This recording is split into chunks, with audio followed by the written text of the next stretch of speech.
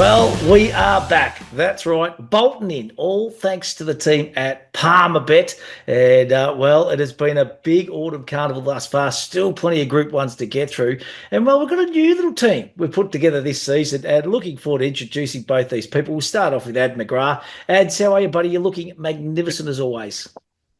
Thanks, Matty. I'm actually back in Australia at the moment, so it's nice to be back on home soil. Looking forward to getting into the podcast and looking forward to the new flavour, as you just teased.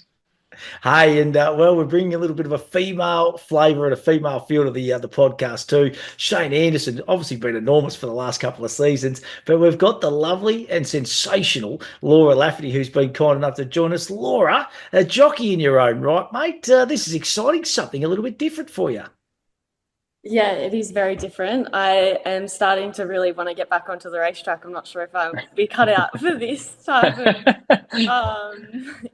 setup, but I'm so happy to be here, and hopefully, we can tip a few winners.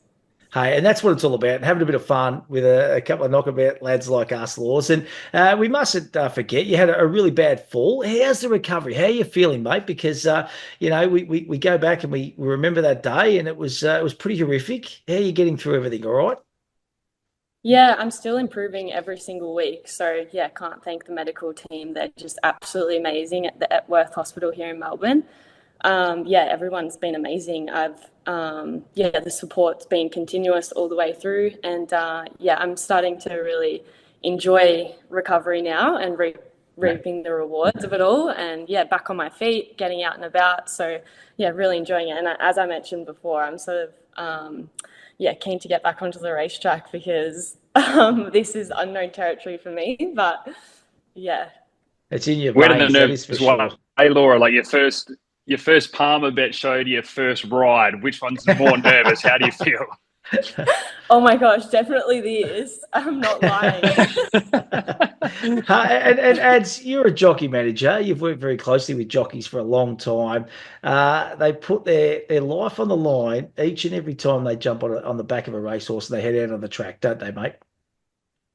Yeah, it's one thing that we've talked about a lot here, and it's I know a lot of people can get nervous when you start bringing jockeys into shows because some people are critical or not, but I think we've made sure throughout this entire process that we do remember that they're out there doing a job. They risk their lives every single time they're out. There's an ambulance following every single race. So we like to provide the constructive criticism, remembering that their life is at risk every single time. So, the respect I have for the jockeys is huge. Every time you hear a fall, my stomach drops because just exactly that. You've had the call as a manager before. You see your friends out there. You and I have got some really close relationships with the jockeys too. So certainly the worst part of our industry, there's no doubt about that, the scariest as well. But while I look forward to seeing Laura back on the track, I'm glad we can steal her for a little bit and get some good insights for these big Group 1s coming up. Yeah, and we have got some cracking Group 1s. We're going to have a look at 3 this weekend, which are really exciting. And then we're going to tip around the land as well, which will be fantastic. Laura, just before we delve into last week at Mr. Brightside, Jimmy Star, absolutely magnificent victories. But just there's been a lot of conjecture, a lot of talk about J-Max Ride on Romantic Warrior. To be honest, I don't know what else he could have done. I thought it was a 10 out of 10. It was just a cracking race, wasn't it? Yeah, it's funny that you mentioned that. Obviously, being in racing, you're going to get so many opinions, whether win, lose, or draw. I can't knock J Mac. He's just brilliant, like 10 out of 10 times. And what's to say that he obviously felt out there at the 400, approaching the 300, that he was ready to push the button and go like he would have done on that horse every other time he's ridden it. So, he wasn't to know that horse was going to come back again and get over him. But, it's an interesting one. I think he obviously has a magnificent feel for that particular horse as well as just like a sensational, sportsman in his craft. So, I'm definitely not going to sit here and say he pushed the button too early. He just knows the horse too well, and he would have felt like that was the right thing to do at the time. And 9 out of 10 times it would have paid off. But it was a really interesting race to watch, wasn't it? Oh, Ads, it was epic, wasn't it? Yeah, it was. And just while we're speaking jockeys, huge compliments as well to Yusei Sako, who, of course, rode the winner. And he's one of the jockeys that we've seen come across and actually ride in Adelaide. And while I was there, he was there the whole time for Ryan Balfour. And I remember Ryan Balfour saying, this kid's going to go to huge heights. And you think about the jockeys they've had in Adelaide in recent years. Jerry Chow's over at Hong Kong at the moment. Matthew Poon. Now we're seeing Yusei Sakai ride Group 1s over there just for fun. So it's a great initiative to get some of these kids across early, get their confidence up, and then send them back as well. And when you see him in the mix with J-Mac, I think it's absolutely laughable what they've been trying to say about his ride. You hit the front, you look home for all money, the gap job back to 30 is huge. Like, you just got beaten by a better horse. It's as simple as that. But no, big credit to Yusei Sakai as well. He's got such an exciting career in front of him, so young still and getting such good opportunities. Hey, listen, let's go back and have a look at the weekend's racing. Mr. Brightside makes it 9 Group 1s. What a magnificent racehorse this is. He is an absolute out-and-out champion. What is he? 15 mil prize money, I think, now adds. Unbelievable record. And Craig Williams, when you talk about jockeys, he knows this horse inside and out, doesn't he? Yeah, well, I found it interesting when you look at all the Hayes generations as well. This horse is now one of the most Group 1s for any of the Hayes stables. So that's crazy when you think of the animals that they've had through their time. Going through 9 Group 1s now puts him number 1. And yeah, you talk about affiliation with horses like J-Mac with Romantic Warrior. Well, this is Craig's baby. He just knows this horse in and out. And the big concern, I remember I was actually contemplating tipping I Wish I Win, and I just went back to Mr. Brightside because of the speed map, but barrier 10 was the question mark, and you knew that he was going to have to probably put a bit of a gap on him and see if they could catch. And it got very close. It got very, very close. Tom Kitten flying home late, but what an amazing horse. Looking forward to him going out to the mile. And you and I have spoken about this so often on this program. I really hope they just don't even look past the mile this preparation. They just pick out the map. They get a little bit more selective and they stay around that mile, because we know he just doesn't really want 2,000 metres. But what a horse. The song blaring every time after every, it just doesn't get boring, does it? The owners, you see it all over social media. So great performance. I thought Tom Kitten was really good. I thought I Wish I Win, knowing that they're doing a different preparation, was a huge run. The way that horse got home ticked all the boxes as well. So really exciting race and a great start to the futurity there. Yeah, no, absolutely unbelievable. And his jockey manager, Jason Breen, actually lives just a little bit up the road behind me here. And he's building a beautiful house. Just added another story to his house, I reckon, with another Group 1. He's a good man, Breen. He does a great job. Hey, Laura, what about Jimmy Starr? And I was really interested in the comments from Ethan Brown, who sat on some wonderful racehorses, and that Kieran Maher team absolutely smoking at the moment. But to hear his comments post-race that he's never sat on a horse that's just given him such an exhilarating ride at the end of a race and had a finishing burst like that, it was phenomenal on the weekend, wasn't it? Yeah, absolutely. I actually seen the results before I watched the race, so I knew who had won, and then I was watching the replay, and the whole time watching it, I just could not believe. I thought, surely he cannot win from here. And even at the 200 meters, I just thought, how is he gonna run over the top of him? He's absolutely amazing. And like you touched on, Ethan Brown, it says absolute volumes. He's a well-established jockey now. He's won 7 Group 1s, and it would have been an absolutely amazing feeling for him to that acceleration of horsepower from the 400 and again at the 200 to finish off from the back of the field. It was a really good watch. Yeah, and Matty, for poor Laura, we threw into the deep end, didn't we? We just said that she knew the result before she'd watched it. That's because now she's on our WhatsApp group, and she would have seen message after message just come piling through, and she's sitting there going, "What have I signed up to? What is this?" Well, we were both on Jimmy Starr, weren't we? We were a week behind at a nice price, which was even better. So it was fantastic and well done. As I said, Kieran Maher, the team is flying at the moment. It's a great ride by Ethan Brown. He sat behind She's Bulletproof and just got a beautiful card into the race. It was too good. Let's turn our attention now to our 3 Group 1s this weekend. We'll start off at Flemington. Going to be a cracker. I'm heading down this weekend. Looking forward to it too. Good day of racing. The weather looks magnificent, 26 degrees. Liam O'Keefe will have this track absolutely tip-top. And the market, all thanks to Palmer Bets, over the 1,600 metres. Angel Capital is the fave for the Clinton McDonald team at $4. Been enormous, this horse. Point and Shoot, the New South Wales Raider, Bjorn Baker, his stable is absolutely airborne. It's at $6. Sepples for Cliffy Brown. Wouldn't this be a great story? It's looking for 4 on the bounce. It's currently at $6. Gold Rush Guru at $12. Savage Lee at $12. Feroce at $12. Plymouth at $18 and Adola at $19. Ads, I'm going to come back to you, mate. Is it a race in 3? Are the 3 at the top of the market? Are they where you're looking? Look, I don't think it is. They're probably the only three I could tip, but I don't think it is because I've got just a few question marks about how some of these horses are going to run out the mile, to be honest. And I went back and forth a few times. Like you watch a really nice 12, you watch a really nice 14, and then I started dissecting some of the splits, and I'm like, are these going to run out a really strong mile? And that's why I've actually ended up changing my tips. I was with Angel Capital. I was so impressed with the win, and I went, 4 from 7, it's flying. And then so, if they put a bit of pressure on, are you going to be vulnerable the last 100 meters? So I've actually gone, and you just talked how much the stable's flying. I'm with Point and Shoot here. Bjorn Baker's numbers over the last sort of anywhere from 45 to 60 days are absolutely outrageous. They're the best in the country by a long way. Everything he's training is winning. This horse has already got the 3 wins from 9 starts, has won its last 2. The win 2 starts back, it was just a benchmark 72, but won by 5.5 lengths eased down. And then last start in a benchmark 78, won by 2.4, and the turn of foot there was brilliant. And for mine, it's just the way the setup of this race is going to be. There's going to be nice speed out in front. They draw 1. Damian Lane just tucks in behind there.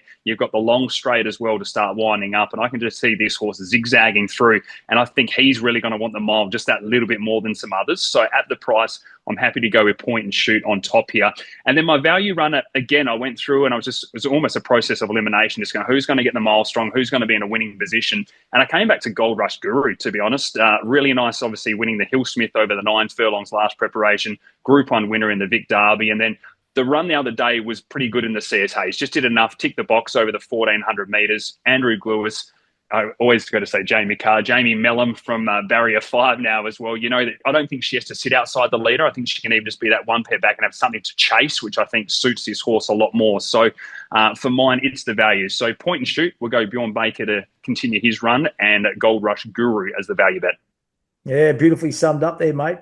I'm going to get to my tips a little bit later, but Gold Rush Guru. Hello. My little value play as well. Laws, what's your thoughts on the Australian Guineas? Yeah, I was with Adam in regards to Angel Capital. I thought the same. I was a little bit surprised that she opened up favourite. I thought she might struggle at 1,600. She might be a little bit vulnerable. So, yeah, again, I am going with Seppel's Cliff Brown's horse, Drawn Barrier 3, Blake Shinnaboard.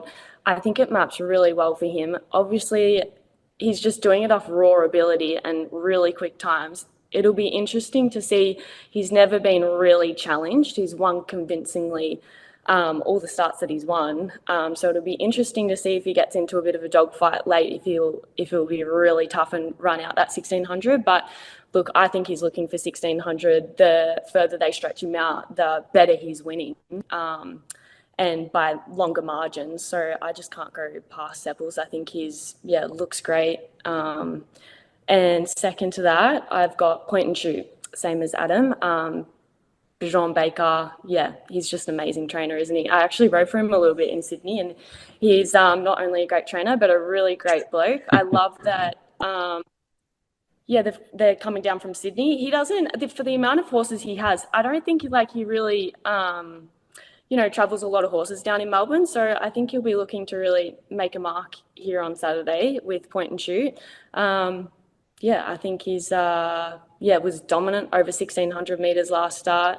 He gets that again. I love how he's got 3 weeks between runs, so he would have had some time to sort of adjust to the travel from Sydney and Melbourne, albeit not too far. But, he would have adjusted to his surroundings. I think he's, hopefully he can run well.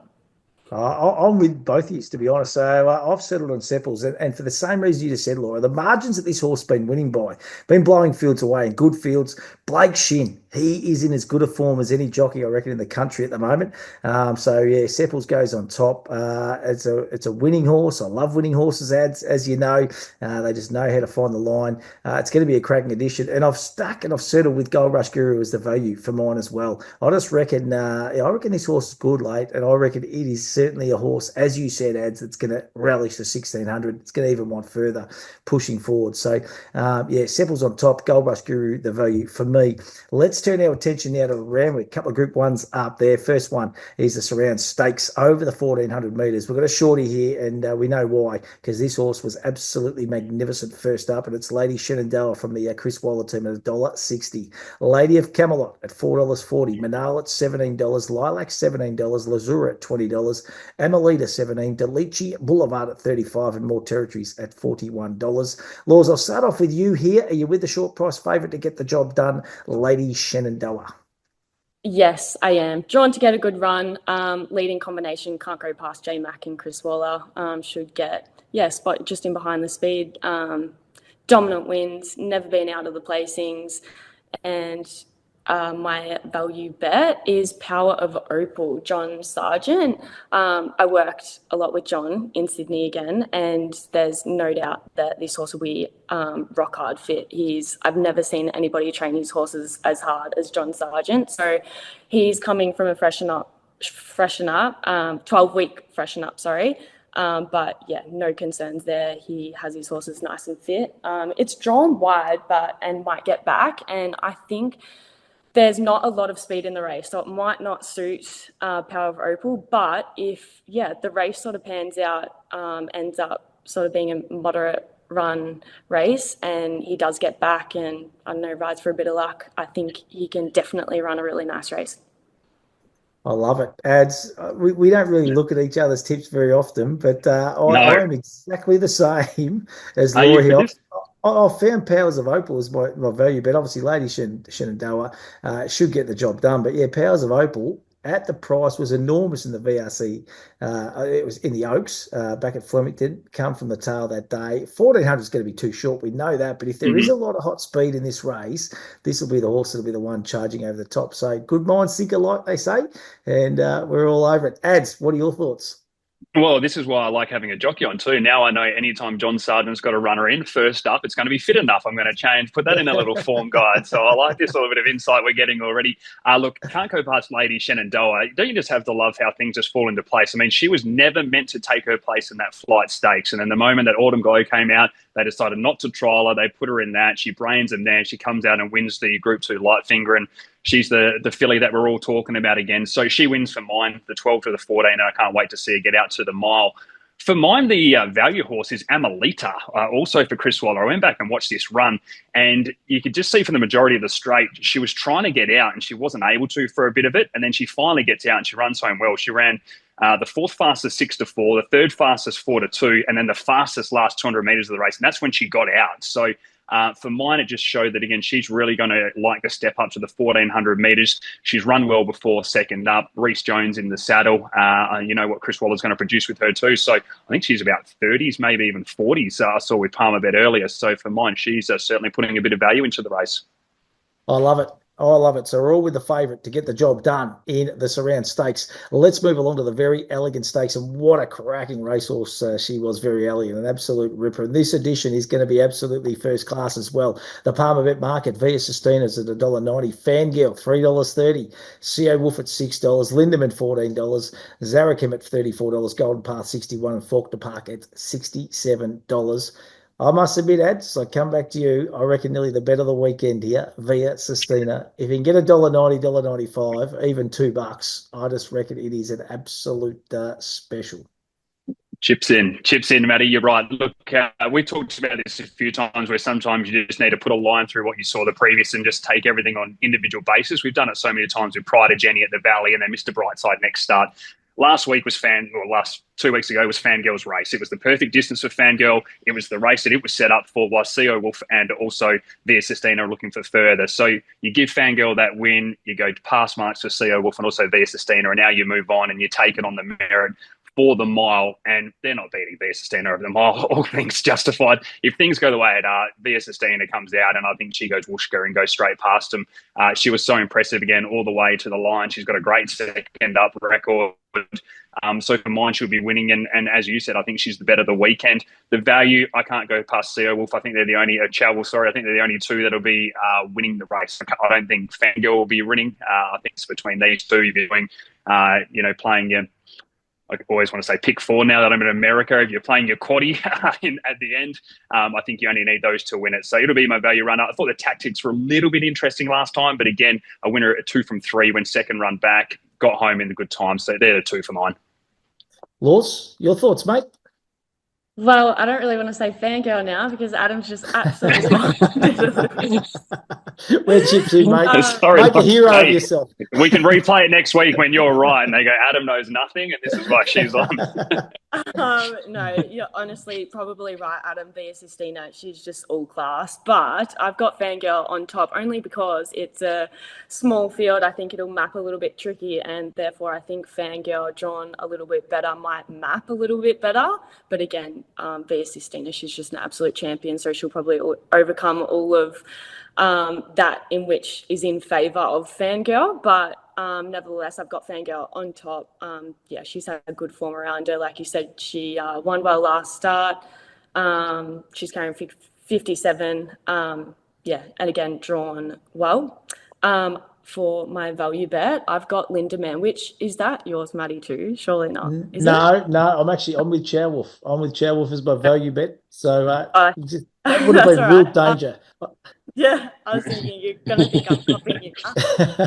I've got my value bet, Linda Man. Yeah, good jockey, Nashua Willer on board. He has ridden her the last couple of starts, knows the horse really well. I thought it ran really well last start, tough in the finish, just kept running, looking for the 1600, fitter for the run. Not much speed in the race, so I suspect it might sort of hold a forward position and maybe have that advantage on, some of the others. Yeah, I'm chips in. I'm with you, Via Sistina. I'm going to be taking some Palmer bet multis to hopefully get in and say everything's going into to Via Sistina on the weekend, and Chair Wolf is the value bet. And last week we shared a little bit of information in our group, mate. You're the king of the West. Let's not lie about it. 2 from 3 out there. Jimmy Starr was in your numbers last week as well, mate. You've had a cracking start, even though it wasn't on the podcast. Where else and what else are we doing on the weekend, buddy? Yeah, well, we're hoping to continue that now that the podcast is actually on. We're going to go back to Ascot. We'll go race 2, number 1, Pemberton. That's only just come out. That'll be race number 2 now. So it's a 2-year-old that they've got a lot of time for. And Brad Parnham could have ridden for Ryan Healy, Alexa Ride for his dad. So I know they've got a big opinion of this horse. And then race 5, number 6, Terratif. My jockey rode it last time and just couldn't get out. Finally got out late, and this horse basically had wings. I've never seen a horse get home quicker. William Pike jumps in the saddle this start being back, and I don't see them beating it. And then on Sunday, if you're doing your multis now, I'm pretty sure this horse is going to come up very, very short, and I'll emphasise very. But the Esperance Cup, if you're bored on a Sunday, Stormageddon, it could probably be 5 wide and be winning, I think. So I'll be putting it in there if you're playing any multis across the weekend. So yeah, race 2, number 1, Pemberton, race 5, number 6, Terratif, and then on Sunday we'll go Stormageddon in the Cup. Willie Pike's known as the Wizard in the West, Laura. Adam McGrath, he's the king of the West, I can assure you. What else have you got for the Palmer Bet punters, Laws? I'm going really safe. Going with what I know. I've spoken to a few people this week. I've been using my resources, so I haven't really ventured too far in getting my head right into the form, but more so utilizing the people I know and some inside information. But, yeah. That's what we want, Laura, you're going to hear Matty say. You'll hear Matty say the same. He goes, "I was down at the Bull and I spoke to Lindsay." So you're going to fit in perfectly here. We'll see how it goes this week. And also, I was saying to Alex Ma, who's foreman for Sam and Anthony Friedman, I was saying, if it doesn't work out, it's your fault. So I've got Flemington, race 5, number 1, Matisse. Mark Zara is on trialled it last start and just said, trialled it on Monday and just said the horse was absolutely flying. He's riding it on Saturday. Had a soft trial, but they've galloped it pretty hard in between, so it might look a little bit soft on the eye, but they think it's ready to go. First up, never raced down the straight, so that's a query, but they're pretty confident that the horse is going really, really well. And then I've got Flemington at race 10, number 15. Again, Anthony and Sam Friedman's. Jamie Mallett's aboard. It was favourite last start. But it was scratched at the gate, so it's had a trial in between, and they think it's going really well. So hopefully, Geez, ads. I hope Team Friedman are watching this thing. They're going to want sponsorship rights. Yeah. Hey, got to get them up. That's what we like. Hey, I'm going back to Flemington. There's a couple of locals. Mr. Run got stung by a stingray, this horse, believe it or not. Plenty of ammo. Race 7, number 5. So misses that first up run over the 1400. It'll step straight out to the 1600. It won't matter. It is a good horse. It's a genuine horse. Fields come up pretty good, but at $8, I'm happy to have a play on Plenty of Ammo. That is for sure. I reckon it's the best horse Simon's got in the stable. And then I'm having a real throw at the stumps. Race 9, number 8, Hedonist from the Tommy Dabernig Yard, which is Airborne. This horse went around last Friday night at the Valley. Just absolutely no luck. Forget it kind of went around. They were keen. Went down the straight during Cup Week, and they were half keen. It only got beaten by a short half head at a massive price. And trust me, I'm still thinking about that every single day I wake up, I reckon. But $34 on the weekend shouldn't be that price. Each way play for Hedonist. And I'm going to come back to Randwick. Big Spruik, local owners in this horse. Race 9, number 6, NCAP from Bjorn Baker. They tell me, well, no, not Bjorn Baker. This one is a Pride horse, I think. They tell me that it's flying. $6, absolutely smoking. So that'll be good enough for me to hopefully finish off with a bit of a bang at Randwick on the weekend. Hey, download the Palmer Bet app, get involved, get your mates happening. It's a great little app. It's easy to navigate. There's always plenty on offer, especially on these big race days. So if you haven't opened up a Palmer Bet account, make sure you do so. And as we always say, gamble responsibly and always think about what you're really gambling with. And it's been a fantastic insight having Laura on, hasn't it? This has been awesome.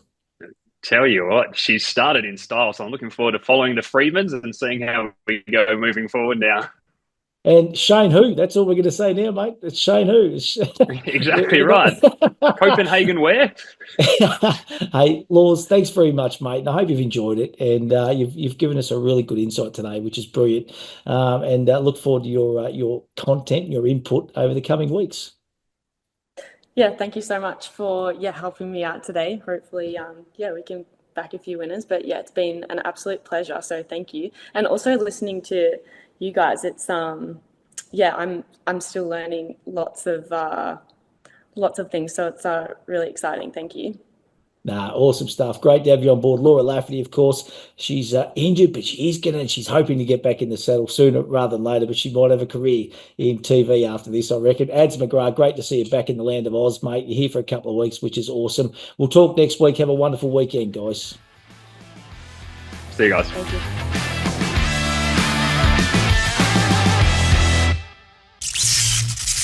What are you prepared to lose today? For free and confidential support, call the number on the screen or visit the website.